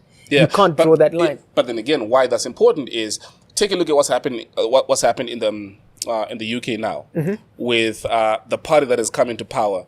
Labour, yeah. It goes to show that the public is not really moved or swayed by politicians that try to instill fear. You'd get politicians that run around talking about immigration and whatnot, and the public's not really swayed by that. There was a deal that is now dead in the water that would have seen Rwanda get so many immigrants, right, sent to them. That's dead in the water. Depending on what party was in power in the UK affects if your relative was going to be accepted in the UK or shipped to Rwanda. So that too is important to sort of focus on, global politics. Because you went to 2008. Yeah. In 2008. If this had succeeded and you had gone to the UK now, you'd have ended up in Rwanda. Not really. So the Rwanda thing is another whole mission. And just to give you insights, my paperwork went missing in the UK the first stint I went out there. And after a year and a half in the UK, I ended up homeless for 3.5 years. Well, that's why people say you went to the UK without papers. Yeah. Okay, that's where. So my papers went missing because the border agency misplaced the papers. So I couldn't work and I couldn't get accommodation. For 3 years. For 3.5 years. So I managed to survive, basically. And then I came back. And they handed me my passport as I got on the plane coming back. So they had my passport. Because how do you hand me my passport telling me that, oh no, but we sent it back to you. But if you sent it back to me, I never got it. So for 3.5 years, I've been asking you for my passport. And you didn't have it because you sent it back. But you handing it to me as I get on the plane. So long story short, when you talk about the things that affect us, right? Yes, if you're living in those spaces, yes, they affect you to a large extent. And even, out here, because we're buying their culture. We're buying into their culture. Yeah. The way we dress, the way we eat, the way we talk, the fact that we have all of these things, as well. It's like, this is very much like, like I remember when my hair came out, I was like, yeah, at last, we're moving in the right direction. I can even still remember the Super My Hair song. You know what I mean? Like, it's Super in my head. Number one. So like, when I talk about these things, I'm not trying to say that we shouldn't be interested. That's not what I'm saying. But I'm saying, what relevance is it to where you're moving or the way you're moving? That's the understanding. Like, I don't want to have a conversation about Trump or about the Labour government in the UK just for the sake of having an opinion. I don't really care. I'd rather have a conversation based off the way I'm moving and how it affects the way I move in particular. Speaking of how you're moving. Yeah. When you came to the podcast, sorry, do you have any other question? Yes. Okay, let's. You had a period where you needed pets, where you had or suffer from depression. Yeah. Where you spoke about how broke you were, and you had to sort of keep up appearances. So this is just after the Big Brother thing. Yeah. So that was with H Metro wrote up an article and fabricated a lot. Oh wow! Yeah, H Metro. Tabloids. So I'd was any of it true? So to a large extent, I talked about how there were a couple of housemates that had come out, and I was going through depression. Of course, I'm not going to. Pardon? No. They had come. They were going through hard times, right. And in spaces where I understand my privilege. Like I don't have to pay rent where most people do. Because my family owns the properties that we live in. Okay, so we have different pressures. But the thing that got me at that period was I was seeing a lot of the friends that we had developed that were also trying to keep up appearances because we all were trying to still stay relevant and not understanding why. You can't beat that platform in terms of Africa. It's impossible. They are everywhere. It's like the Z podcast is a platform. If I'm starting out a new podcast, I can't just come into the game and take on what you've put in. You've reached a certain level because of the time and, the relationships you developed and the audience that you've connected with. Big Brother is that. And you have a lot of people come out of Big Brother and they trying to still be that. When you say that, what do you mean? Relevant. They're trying to, show ride that that wave still. Yeah, ride that wave and still so many be superstars. Though. Okay, give me names. Munya? Munya who? The same Munya that you know. Okay, you're talking about the Zim actor. Yeah. Okay, no. He got movies out of it. Do you remember how much? Jema Firim, him and Joe and Jagu shot his first movie. No, do you remember how much? I'll cut it up for you. How much were they meant to get from Big Brother? 100,000. 100,000. Mugabe gave him 100. Do you remember that he ended up getting double that? So this is the problem that we have with Zim, and I'm only people will think that I'm talking about this in a way where I'm bitter. I'm not. When I came out of the house, I was not accepted. There's letters that I wrote to the president's office, Mugabe at the time, trying to understand what their youth development program looked like. Okay, I'm not trying to call out guys. I'm only going to be honest right now. And there was no conversation. If you weren't like for the party, they weren't interested in conversing with you. The thing that I found, and it wasn't racial. I hope it wasn't. If it was, shame. That's still on them. But it felt like you needed to be affiliated for people to celebrate you. Bear in mind, I went into that house as a nobody to the African continent, even to Zim. I went in with Butterfly. DJ Butterfly was on radio already. Everyone knew who Butterfly was. Oh, she's hot. But I went on, and nobody knew. I remember her. Yeah. Nobody knew who I was, and by the end of it, I finished on top. And it was her? Yeah, people were voting for me.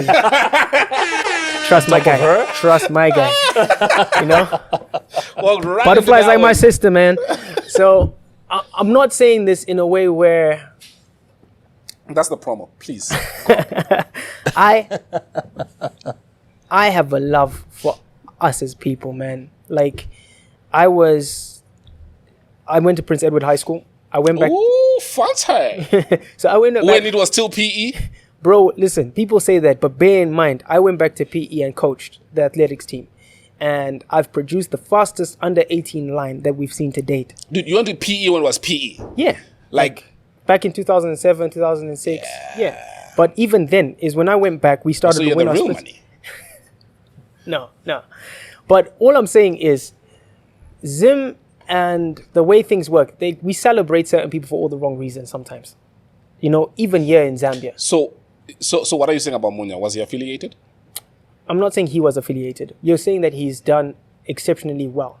I'm saying I can't gauge that. I don't know how you're gauging that. Like, the films that he's done are very local, you know. They're not that international. No, of course, absolutely. And it's not me downing it. It's like, thanks for your contribution. No, but you're not. what are we talking about in terms of done well? Because the scale that Munya was on in the house and the scale that he's on outside of the house is not the same. That's what I'm trying to say. Is he's done well, but he's not Big Brother now, well. That was Does that make sense? No, yes, but that was on him. So not only did he It was a continental brand in Big Brother, then And became a he's Zimbabwean Zimbabwean brand after Big Brother. But here's the point that I'm trying to make is how big he could have gotten was up to him, and I'll tell you why. He got out. The price was 100,000. He got Mugabe almost doubled it. He got almost 250,000. That's number one. Number two is he got sponsorship deals. He got movie deals.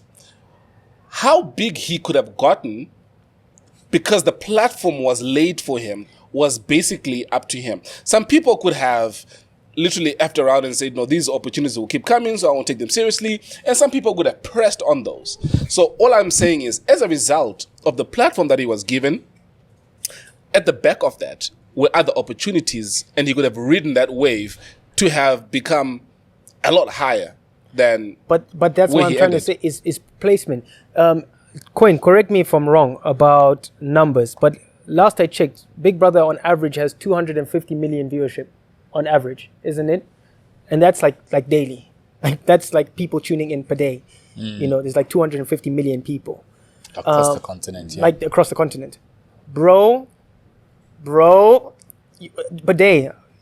When I talk about platform, bro, I'm not trying to say that, like, you know, when I'm talking about, like, when you mention Munya, people may look at that bite and think that I'm downing him. I'm not. I'm saying you can't compete with that. No, JJ, we're saying two different things. You're not competing with the platform. You're using that platform and how big it is to can't. build your brand. The platform is done. That's what I'm trying to say. Is once Big Brother ends, you can't get 250 million viewership a day. No, but what you've done is you've been exposed to 250 million viewers. You are an entertainer, right? If you are to come out with a song, there are people that are going to recognize JJ and say, oh, wait, that's the guy from the Big Brother.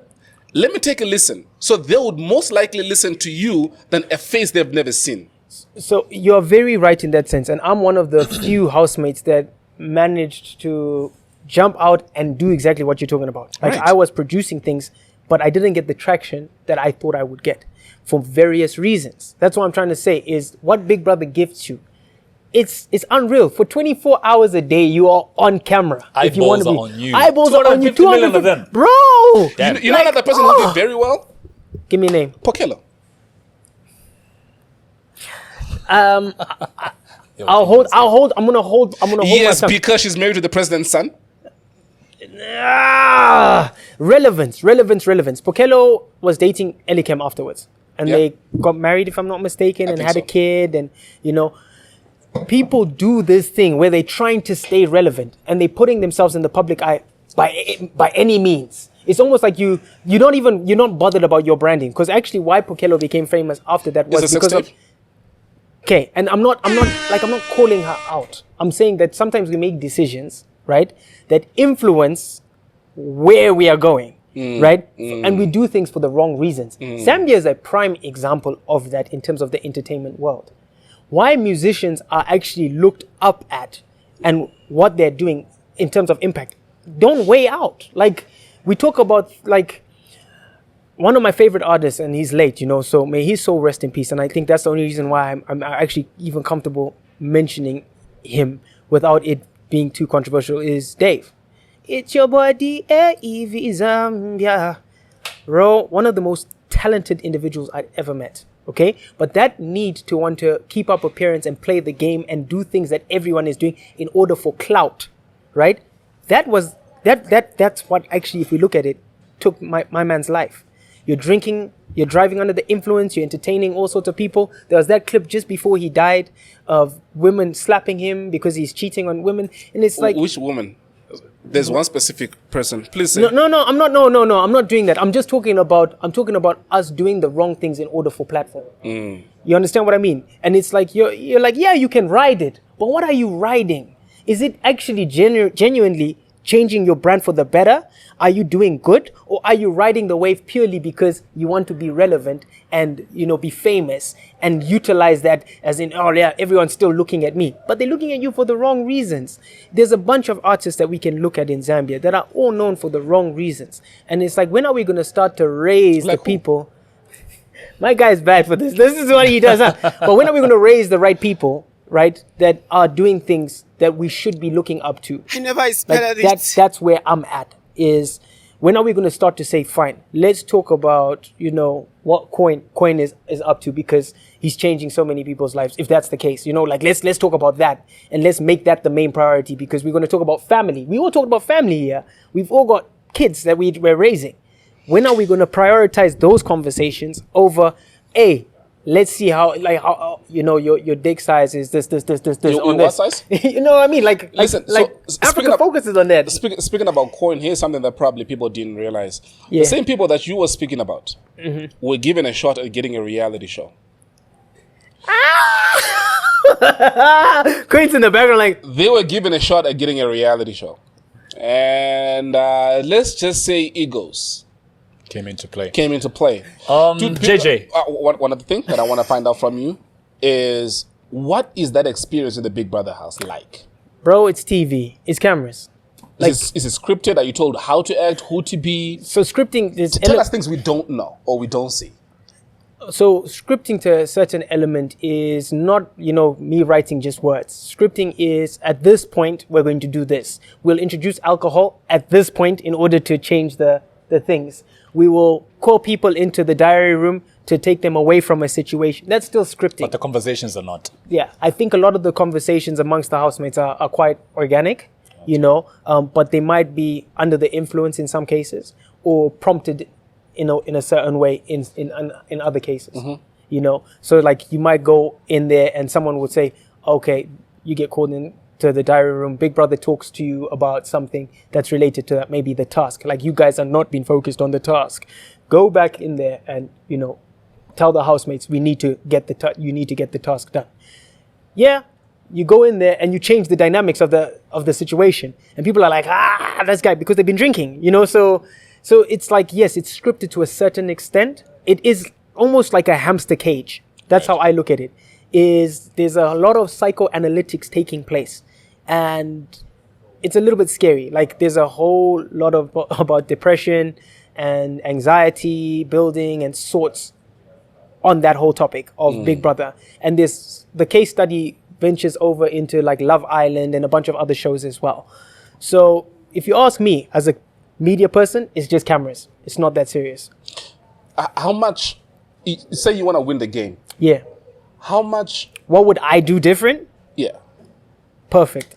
Like, if you want to win a show like Big Brother, understand that the audience, those are your friends. Like, that's your friend. It's almost like... Not the people in the house. Not the people in the house. So you telling the people outside what you're going to do can justify some of the things that you're going to do when you upset people. I'll give you a prime example. If I went in the house and I'm like, today my mission is to upset Kalenga as much as I can. They know. I go Kalenga out, doesn't. He doesn't know. So So when piss I go in the Kalenga house, off. I'm pissing him off, and everyone's in the house Everyone's like, yeah. he's such a bad person. Jerome's such a bad person. But everyone watching is like, haha, it's working. It's working. So I get it. they've bought in. So that's what I would do, is I would communicate So more interact with the viewers with the viewer more than the you housemates. more, like, tell the viewers They're what's the up. voters at the end of the day. Yeah, because they will save you and they will keep you in, versus the housemates. Because I was voted, like, people vote for me nearly every week, bro. So I was gunning for head of We're house voting you out. inside the house. Like, people didn't want me in the house. So I was gunning for head of house because they couldn't vote for me if I was head of house. Do you know why they didn't want you in the house? Was it your size? I guess they know. That's not for me to know. What do you think? Bro, it is what it is. We're drawn to a lot of negativity. I've never been a negative person like that. Like, I'm drawn to positivity. That's always been So my because vibe. you're a positive person, they didn't want you in the house? I think it's like people expect you to play a certain type of game. You know, like, people expect you to be a bit of more of a womanizer. People expect you to be a certain type of guy. And if you don't meet that, it's like, it's uninteresting for them. You know, people don't like you being better than them in certain things. Like, oh, he's a better actor. You know, oh, he's a better scriptwriter. He's a better songwriter. He's a better singer. It doesn't help in that dynamics because you're in competition. So you are a threat. And I think that might have also contributed, is me being that all-rounder didn't help some of the people in the house. Yeah, okay. That's how I cut it up. Last question, JJ, is there anything that you came to the podcast expecting to be asked, but we haven't touched on? Bro, I think the thing that I expected people to touch on without being prompted too much is how life has been for me after that. Preach. You know, because we talked about the depression and stuff. Well, you didn't answer my question. So where are you? Did you Yeah. go through depression? Yeah, I think life, you go through depression No, as a result of... as a result Brother. of life. And that was part of my life. So there's moments where you dissect it and you're like, yeah, I actually am depressed because I'm not understanding this. But I can look back in retrospect and go, yeah, that makes sense. As I said, you're trying to do something that is out of your means, you know? It's out of your capacity. That forms depression. You know, it's like trying to move the podcast forward.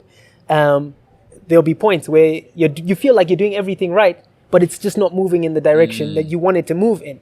You know, maybe it's not financially viable, but you're still trying to make it happen because you can see the vision.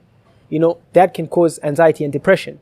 So Answering the question. yeah, so I think that definitely to a large extent I was, you know, in that space. But since that space, I've gone down and tried to understand what does the entertainment industry truly look like, you know, and the mission is to make it viable for as many people from our spaces as possible because of my experience in the industry. Understanding that music doesn't make money the way it makes money in the UK. So how does it make money in Africa? What's the business model we need here? Understanding that we can't monetize content the same way they do it in the UK and the US or whatever it is. So what are the means that we need to go by? And that's why I respect what you guys have done even in terms of this. Because monetizing your YouTube is not an easy thing coming from Zambia if you're doing it with a Zambian account. We don't have a Zambian account. Understood. But you have the privilege of maybe having a connection outside. Yeah. Right? But for those that don't, understanding that this is classed as monetization as well. Yeah. You know? So it's like, what's the African business models that we need to start implementing? Because even when we shot Pyre One, it was about platform. It was about creating platform to give people opportunity. And that's been my main focus based off my experience as an entertainer. You know? So have things been rosy? No. But the mission that I think we're all on is how do we make it viable for the next generation to do the things they love and impact people in a positive way. I think conversations like these are extremely important. True. Because you know another country, Kalenga, whose YouTube is now monetized that you wouldn't believe? Zimbabwe? Zim. Yeah, I heard that. Yeah. You know, so it's incredible how conversations like these are extremely imperative in creating value. Yeah.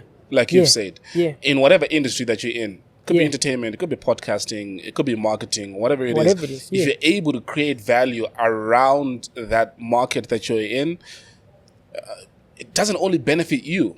And it shouldn't. And it shouldn't. If it only benefits you, it defeats the purpose of moving forward. It's not sustainable. Hence what you said about the 10 musicians that could make money, whereas the rest of them are skipping yangos. Yeah. Yeah, and then and that's that thing is, if you have 10 people making $1 million from the industry, and that is it, they need to understand that if those other people were not making music, there's no comparison. So then there's no radio without those other artists as well. You know, there's no shows because who's going to do your opening acts for you? Yeah. So we need to build the industry in a way that everybody gets to benefit from it. Favorite Zambian artist? My favorite, Chef. One. Chef. Yeah. Favorite go ahead. Yeah, in terms of like favorite, like in terms of person, Chef. You Chef. speak Bemba, right? I understand Bemba. I don't speak it fluently. No, I understand. That's like me with Nyanja. Favorite international artist? Stevie Wonder. Stevie Wonder. Zim artist? Sim. It used to be Tuku, if I can still say, because he's late. But yeah, Tuku. 60 albums. I mean, you have to have something that you like about But it. that's what I'm saying. Like Oliver Mutukudzi, it was more than his work ethic. Like I've known Oliver Nyeli my whole life. You know, my whole life, because of being with the Rusike brothers. Right. You know, so it's like we're all in close proximity. In fact, his son went to our school before his late His son went to my school too. Yeah. Did you go to Dudley Hall? No. He went to PE for his Oh, senior years. you mean secondary? Yeah. And you know, like for me, it's like Man, Sam, right? Yeah, Sam, The way yeah. he went out, though. Yeah. But that's what I mean is it's like Sam was on that trajectory as well, Man. like major. He was going to be Bruh. bigger than his father by Much. far. Have you heard his songs? Well, Man. Fire. So like when people talk about musicians and stuff, I look at that work ethic and what Oliver was putting out. That's what gets me about He Oliver. had his own genre. is that the guy who died because of dating? Yes. Okay. You heard about that conspiracy, right? I'm not even going to get it. For me, as I say, you know, he's like for me, the music that he was putting out was so relevant to then and now. It's like that's what makes a good musician. Like my favorite Chef song is 99 Jobs because it's relevant To this today. day, yeah, you know, so like people, when they ask me, it's like even like when we talk about mbira, which is like Zimbabwean music, they call it mbira. Even It's an instrument. No. The Zimbabwean music it's a genre? is Yes. called mbira in And it's general. an instrument Yes. as Then you well. got the instrument, the mbira, which No, also but- is made up of multiple What do you mean different. Zimbabwean music is Gombira? When you talk about Zimbabwe, like how you talk about Zambia music, you say Z Beats. Kalen. Kalindula. No, that's not true. Yes, Kalindula is. No, in terms of calling Zim music Mbira, that's not true. Because Mbira is a genre. But it's referred to as Zimbabwean music. Like you have Zim dancehall and all of that there, and all of these other elements. But really and truly, when you're talking to musicians, they'll say this element is from this. Like even Mbira as an instrument, it's not one instrument. There's multiple different Yeah, I know. Mbiras. Yeah. Yeah, you know. But I'm saying like you go to different regions and you have different Mbiras with different key structures, you know, and they're used for different things. You understand? So Kalendula is the same. It's like you have this overall arcing thing that you call Zambian music, Kalendula music. But inside there's Manchancha, Akalela, and so forth. So when I think about some of these acts and what they brought to the table that I'm mentioning, it's like there was an element of us so heavily in their music that it was impossible to ignore their uniqueness. Right. You know, and that's something I feel we lack. We reference European or Black American culture too much that we also take ourselves out of it and about putting yourself first. So We gotta wrap this up, JJ. yeah. So yeah, Well, those are my artists. We could do this all day, All brother. day. But thanks a lot for coming through, man. Nah, man, thank you guys for Really having me, man. appreciate it. I never expected it. So how long are you around for? 2 hours. Oh, sorry. Yeah, how long are you on for? I've got another 2.5 weeks in country, finishing off a couple of financial reports, and then I'm back in the UK. We should drink some water, man.